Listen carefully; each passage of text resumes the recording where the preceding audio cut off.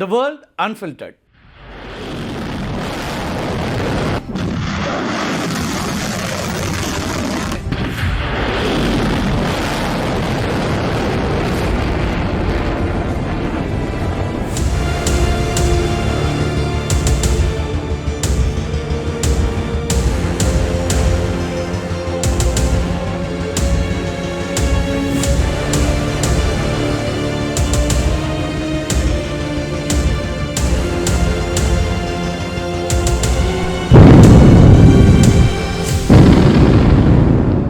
America மற்றும் Israel நாடுகளுடைய அதிநவீன வான் ஆயுதங்களுக்கு எதிராக ஈரான் ஒரு புதிய ஆயுதத்தை பயன்படுத்த தொடங்கியிருக்கிறாங்க. கியாம் 118 அப்படிங்கிற இந்த ஏவுகணையை பயன்படுத்த தொடங்கியிருக்கு. இந்த ஏவுகணை ஈரானுடைய இஸ்லாமிய புரட்சிகர காவல்படையால் உருவாக்கப்பட்ட அதிநவீன ட்ரோன் ஹண்டர் அப்படின்னு சொல்லலாம்.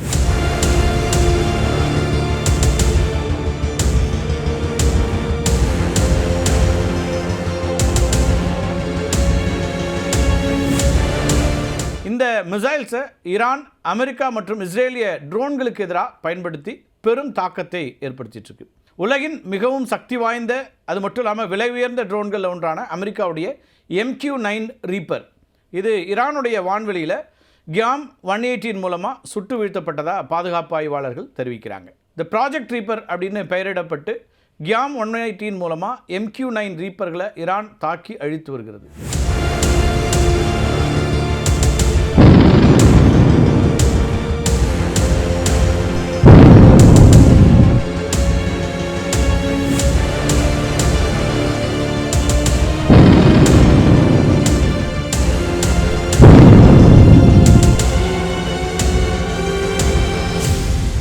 இஸ்ரேலுடைய முக்கியமான உளவு மற்றும் தாக்குதல் ட்ரோனான ஹெர்ம்ஸ் 900 இந்த ஏவுகணை அமைப்பால் சுடப்பட்டதுனால இஸ்ரேலிய விமானப்படை தன்னுடைய ட்ரோன் நடவடிக்கைகளை தற்காலிகமாக குறைத்திருக்கிறாங்க அப்படிங்கிற செய்தியை நம்ம பார்க்குறோம். இந்த கியாம் 118 இருக்கு இல்லையா, இது மற்ற ஏவுகணையிலேருந்து எப்படி மாறுபடுது அப்படின்னு சுருக்கமாக பார்த்துடலாம். குறைந்த செலவு, அதிக சேதம், இதுதான் இதோட அடிப்படை. சுமார் 280 கோடி ரூபாய் மதிப்புள்ள ஒரு MQ-9 ரீப்பர் ட்ரோனை மிக குறைந்த செலவில் தயாரிக்கப்படக்கூடிய ஒரு கியாம் 118 ஏவுகணை அழித்து விடுகிறது. இது நவீன வான்போர் முறையில் ஒரு பெரிய மாற்றத்தை ஏற்படுத்தியிருக்கு அப்படின்லாம் சொல்கிறாங்க. இதுவரைக்கும் அமெரிக்காவுடைய 12 ட்ரோன்கள் சுட்டு வீழ்த்தப்பட்டிருக்கின்றன இந்த கியாம் 118னால். இந்த ஏவுகணையில் இருக்கக்கூடிய மல்டிமோட் கைடன்ஸ் இருக்கு இல்லையா, அது எதிரி ட்ரோன்களுடைய வெப்பத்தையும் வடிவத்தையும் வச்சுட்டு மிக துல்லியமாக தேடி சென்று தாக்கக்கூடியது. இந்த ஏவுகணை RS-3 வகை லாரிகளில் பொருத்தப்பட்டிருக்கிறதுனால ஒரு இடத்துல இருந்து தாக்குதல் நடத்திட்டு உடனடியாக அடுத்த இடத்துக்கு போயிட முடியும். இதனால் எதிரி நாடுகளால் இந்த ஏவுகணை லான்ச்சஸ் இருக்கு இல்லையா, ஏவுதளங்கள் இருக்கு இல்லையா, இதை கண்டுபிடிக்கிறது ரொம்ப கடினம். ஈரான் தன்னுடைய முக்கியமான இடங்களான அணுசக்தி மையங்கள், அது மட்டும் இல்லாமல் இராணுவ தளங்களை சுற்றி இந்த கியாம் 118 ஏவுகணைகளை ஒரு பாதுகாப்பு வலை போல அமைச்சிருக்கிறாங்க. இவை கூட்டமாக வரக்கூடிய ட்ரோன்களை ஒரே நேரத்தில் தாக்கும் திறன் கொண்டவையாகவும் இருக்கின்றன. இந்த ஏவுகணை ஈரான் எல்லைக்குள்ளே மட்டும் இல்லாமல் ஏமனில் இருக்கக்கூடிய ஹூதி படைகளுக்கும் வழங்கப்பட்டிருப்பதாக செய்திகள் வருகின்றன. இது செங்கடல் பகுதியில் நடக்கக்கூடிய மோதல்கள்லையும் தாக்கத்தை ஏற்படுத்தலாம் அப்படின்னு பார்க்கப்படுது.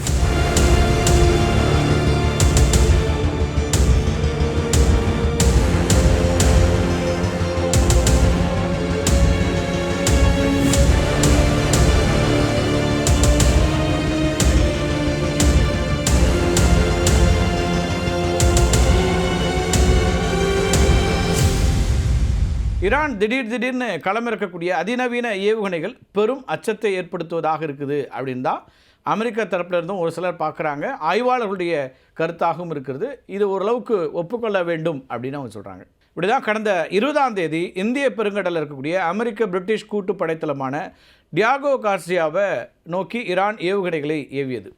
இது ஈரான்லேருந்து சுமார் 3800லேருந்து 4000 கிலோமீட்டர் தொலைவில் இருக்கக்கூடிய ஒரு இடம். இந்த 4000 கிலோமீட்டர் வரம்புங்கிறது இருக்கு இல்லையா, இது இன்னொரு விதமாக பார்க்கலாம். லண்டன், பாரிஸ், அது மட்டும் இல்லாமல் பெர்லின் போன்ற முக்கியமான ஐரோப்பிய நகரங்களை ஈரானுடைய இலக்குக்குள்ளே கொண்டு வந்திருக்கிறது அப்படின்னு பார்க்கலாம்.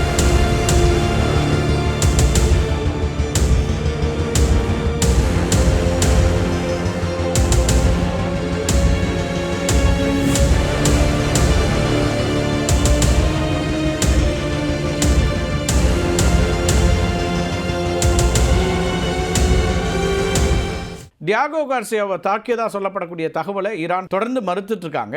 இது இஸ்ரேலுடைய ஃபால்ஸ் ஃபிளாக் அட்டாக் அப்படின்னு சொல்கிறாங்க ஈரான். அது என்ன ஃபால்ஸ் ஃபிளாக் அட்டாக் அப்படின்னு ஒரு கேள்வி உங்களுக்கு எழலாம். ஒரு நாடு அமைப்பு அல்லது குழு ஒரு தாக்குதலை நடத்துகிறாங்கன்னு வச்சிங்களேன், அவங்களே நடத்திட்டு அதை மற்றொரு தரப்பினர் செய்ததாக காட்டி உலகத்தை நம்ப வைக்கக்கூடிய ஒரு இராணுவ தந்திரம் தான் அது.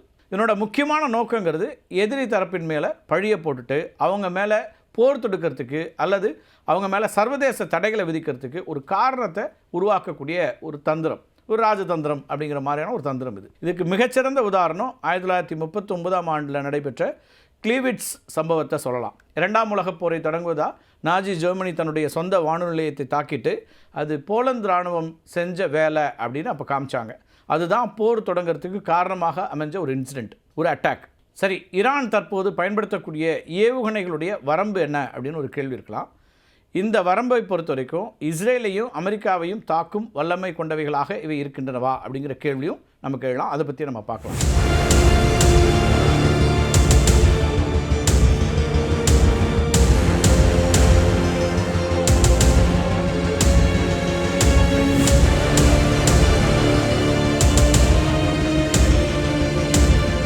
ஏற்கனவே ஈரானுடைய மிசைல்ஸை பற்றி, இஸ்ரேலோட மிசைல்ஸ் பற்றி, அதேபோல் அமெரிக்காவுடைய ஆயுதங்கள் பற்றியோ ஏவுகணைகள் பற்றியெல்லாம் நம்ம நிறைய பார்த்துருக்கோம். இதுலேயும் சுருக்கமாக பார்த்துடலாம். ஈரான் தற்போது 3 அடுக்கு ஏவுகணை வியூகத்தை கையாண்டுகிட்டு இருக்கு.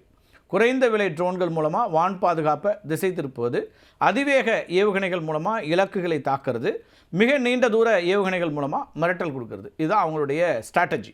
இதில் முதல்ல வர்றது அதிநவீன ஏவுகணைகளாக இருக்கக்கூடிய ஃபட்டா 2. இதை பற்றி நம்ம நிறைய பார்த்துருக்குறோம். ஹைப்பர்சானிக் ஏவுகணை இது ஒலியை விட 15 மடங்கு வேகத்தில் செல்லக்கூடிய திறன் கொண்டது. மார்ச் 1ஆம் தேதி அமெரிக்க படைகளுக்கு எதிராக இது முதல்ல பயன்படுத்தப்பட்டதாக பதிவுகள் வருகின்றன.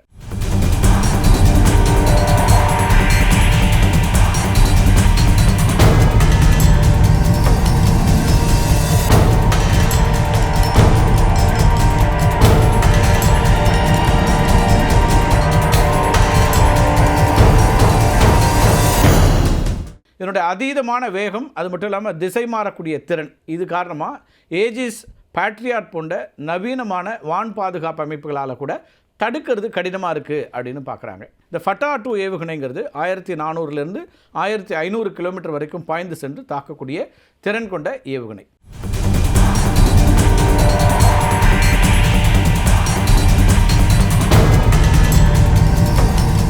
ஈரான் பயன்படுத்தக்கூடிய இன்னொரு முக்கியமான ஏவுகணை அப்படின்னு பார்த்தீங்கன்னா கோரம்ஷாகர் 4. இது 1500 கிலோமீட்டர் எடை இருக்கக்கூடிய வெடிமருந்துகளை சுமந்து செல்லக்கூடிய திறன் கொண்டது. இது MIRV அப்படின்னு சொல்லப்படக்கூடிய ஒரே நேரத்தில் பல இலக்குகளை தாக்கக்கூடிய தொழில்நுட்பத்தை கொண்டிருப்பதா ஈரான் குறிப்பிடுது. சுமார் 2000 கிலோமீட்டர் தூரம் பாய்ஞ்சு தாக்கக்கூடிய திறன் படைத்தது இந்த மிசைல். ஈரான்லேருந்து ஏவப்பட்டுச்சுன்னா இஸ்ரேல் முழுவதையும், அதேபோல் சவுதி அரேபியா, டர்க்கி, ஈஜிப்த், தென்கிழக்கு ஐரோப்பாவுடைய சில பகுதிகள் அப்படின்னு எளிதாக சென்று தாக்க முடியும். ஈரானுடைய மற்ற ஏவுகணைகளை விட இது அதிக அழிவுத்திறனை கொண்டது. இதில் மேம்படுத்தப்பட்ட திரவ எரிபொருள் பயன்படுத்தப்படுறதுனால ஏவுகணை ஏவுதளத்தில் பல மாதங்கள் எரிபொருள் நிரப்பப்பட்ட நிலையிலேயே தயாராக இருக்க முடியும். இந்த லான்ச்சுக்கு எனி டைம் இருக்க முடியும் அப்படிங்கிற ஒரு சிச்சுவேஷன். இது போர்க்காலங்களில் உடனடியாக தாக்குதலுக்கு உதவக்கூடிய வகையில் அமைக்கப்பட்டிருக்கு.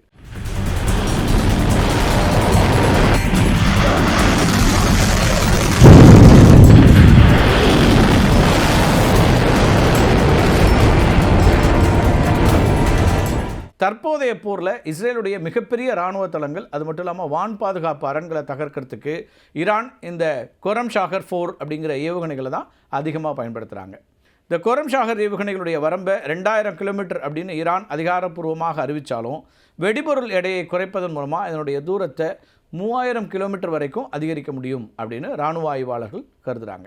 இன்னொன்று ஈரானுடைய செஜில், இதை பற்றி நம்ம பேசியிருக்கிறோம். செஜில் ஏவுகணை இருக்கு இல்லையா, அது ஏவுகணை வரிசையிலேயே மிகவும் தனித்துவமான, அது மட்டும் இல்லாமல் ஆபத்தானது அப்படின்னு கருதப்படுது. இதனுடைய அதிகாரப்பூர்வ செயல்பாட்டு தூரம்ங்கிறது 2000 2500 கிலோமீட்டர் வரைக்கும் ஈரான்லேருந்து ஏவப்பட்டதுன்னு வைக்கிங்களேன். அங்கேருந்து ஒரு லான்ச் பண்ணுறாங்க மிசைல் அப்படின்னா Israel, Egypt, Turkey, Saudi Arabia, தென்கிழக்கு ஐரோப்பா பெரும்பகுதியை எளிதாக தாக்க முடியும். ஏற்கனவே சொன்ன மாதிரி இஸ்ரேலுடைய ஆரோ 3 போன்ற வான் பாதுகாப்பு அமைப்புகளை திசை திருப்பக்கூடிய வகையில் இதனுடைய வேகமும் அதே போல் வளிமண்டலத்துக்குள்ள நுழையும் விதமும் வடிவமைக்கப்பட்டிருக்கு.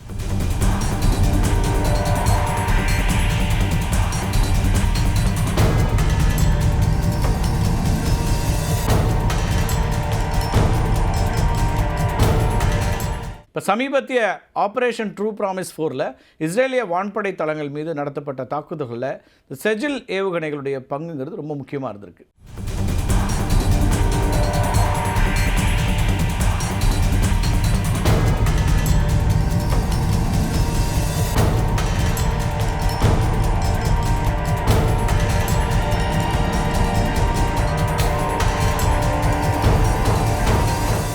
ஈரானுடைய ஏவுகணை வலிமையில் ஹஜ் கசிம் அதே போல் கெய்பர் ஷெகான் இந்த ரெண்டும் மிக முக்கியமானவை. இந்த ரெண்டுமே இஸ்ரேலுடைய வான் பாதுகாப்பு மண்டலங்களை அயன்டோம் டேவிட் ஸ்லிங்லாம் இருக்கு இல்லையா, அதை ஊடுருவி தாக்கக்கூடிய வகையில் பிரத்யேகமாக வடிவமைக்கப்பட்டவை. இந்த ஹஜ் காசிம் அப்படிங்கிற ஏவுகணை ஈரானுடைய புகழ்பெற்ற தளபதி காசிம் சுலைமானி நினைவாக பெயரிடப்பட்டுச்சு. சுமார் 1400 கிலோமீட்டர் வரைக்கும் பாய்ந்து சென்று அழிக்கக்கூடிய அல்லது தாக்கக்கூடிய திறன் கொண்டது. கெய்பர் ஷெகான் 2022 அறிமுகப்படுத்தப்பட்ட ஈரானுடைய 3ஆம் தலைமுறை மிசைல். நடுத்தர தூர பாலிஸ்டிக் ஏவுகணை சுமார் 1450 கிலோமீட்டர் வரைக்கும் பாயக்கூடிய திறன் பெற்றது.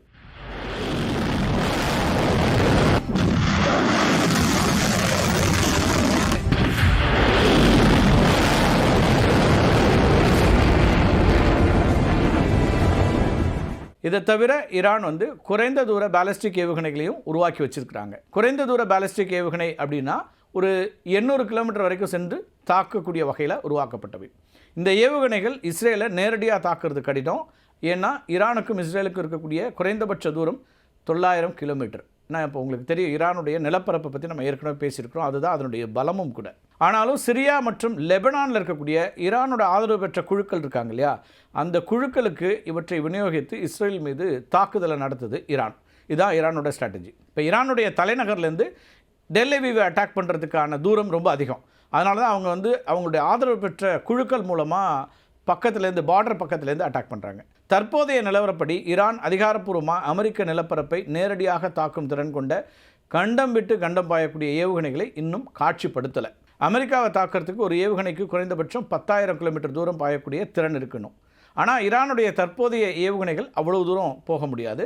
அமெரிக்காவுடைய நிலப்பரப்பை தாக்க முடியாட்டாலும் ஐரோப்பா மற்றும் ஆசியாவில் இருக்கக்கூடிய நூற்றுக்கணக்கான அமெரிக்க இராணுவ தளங்கள் ஈரானுடைய ஏவுகணை வரம்புக்குள் இருக்கின்றன அப்படிங்கிறது நம்ம கவனிக்க வேண்டியிருக்கு. நிலைமை எப்படி இருக்க அமெரிக்கா ஏன் கவலைப்படுது அப்படிங்கிற ஒரு கேள்வியும் உங்களுக்கு எழலாம். ஈரான் தன்னுடைய செயற்கைக்கோள்களை விண்ணில் செலுத்த பயன்படுத்தக்கூடிய சுல்ஜானா அதுபோல் சிமோர்க் இந்த ராக்கெட்டுகள் இருக்கு இல்லையா, இது கண்டம் விட்டு கண்டம் பாயக்கூடிய ஏவுகணைகளுக்கு இணையான தொழில்நுட்பத்தை கொண்டவை. ஒரு செயற்கைக்கோளை புவியினுடைய சுற்றுப்பாதையில் நிறுத்த தேவையான அதே தொழில்நுட்பத்தை பயன்படுத்தி ஒரு வெடிமருந்து முனையை 10,000 கிலோமீட்டர் தூரத்திற்கு அனுப்ப முடியும். இதனால் ஈரான் நினச்சா மிக விரைவில் அமெரிக்காவை தாக்கும் வல்லமை கொண்ட ஏவுகணைகளை உருவாக்க முடியும் அப்படின்னு அமெரிக்க உளவு அமைப்புகள் ஏற்கனவே சில நோட்ஸ் அவங்க அனுப்பியிருக்கிறாங்க அந்த அரசாங்கத்துக்கு. அவங்களுடைய கவலையும் அதுவாகத்தான் இருக்கிறது. அதனால் அமெரிக்கா எல்லாவற்றையும் உற்று கவனிச்சுட்டே இருப்பாங்க. எந்த நாடு என்ன மாதிரியான அணு ஆயுதங்களை தயாரிக்குதா, இல்லை அவங்களுடைய ஆயுதங்களுடைய நிலை என்ன அப்படிங்கிறதெல்லாம் உளவு பார்த்து கொண்டே இருக்கும் CIA. அதே போல் மொசாட்டுடைய தகவல்களும் சென்று கொண்டு இருக்கும். இப்படி இருக்கக்கூடிய சூழலில் தான் ஈரானுடைய ஆயுத பலம் அப்படிங்கிறது முக்கியமாக இங்கே கவனிக்கப்படுது. நீங்கள் தெரியும், ஒரே வாரத்தில் ஈரான் சரணடைந்து விடும், இந்த போர் நீடிக்காது அப்படின்னு டொனால்ட் ட்ரம்ப் சொன்னார். அமெரிக்க அதிபர் டொனால்ட் ட்ரம்ப்புடைய எதிர்பார்ப்பும் அமெரிக்க வீரர்களுடைய எதிர்பார்ப்பும் அதுவாக தான் இருந்தது. ஒரு வாரத்துக்கு மேலே தாக்குதலை நீடிக்க முடியாது. அதுவும் கமேனி உள்ளிட்டவர்கள்லாம் இந்த மிசைல் அட்டாக்கில் கொல்லப்பட்ட பிறகு இந்த போர் நீடிக்காது அப்படின்னு நினச்சாங்க. ஆனால் 4 வாரங்களாக நீடித்து கொண்டிருக்கிறது. ஈரான் தங்களுடைய குறைந்த அளவிலான, அதாவது செலவில் ரொம்ப குறைந்த மிசைல்ஸை இல்லை ட்ரோன்ஸை பயன்படுத்தி பெரிய அழிவுகளை உண்டாக்கக்கூடிய அளவிலான ஸ்ட்ராட்டஜிஸை ஒர்க் பண்ணுறாங்க. இதுக்கடையில் தான் இந்த ட்ரூஸ் அதுக்கான அந்த பேச்சுவார்த்தைக்கான ஒரு கால அளவு அப்படிங்கிறது இருக்குது. 5 நாட்கள் விடப்பட்டிருக்கிறது. இந்த பேச்சுவார்த்தை என்ன விதமான முடிவுகளை எட்டக்கூடியதாக மாறுகிறது அப்படிங்கிறத நம்ம பொறுத்து பார்க்கலாம். மீண்டும் ஒரு காணொலியை சந்திக்கலாம் நண்பர்களே. நன்றி, வணக்கம்.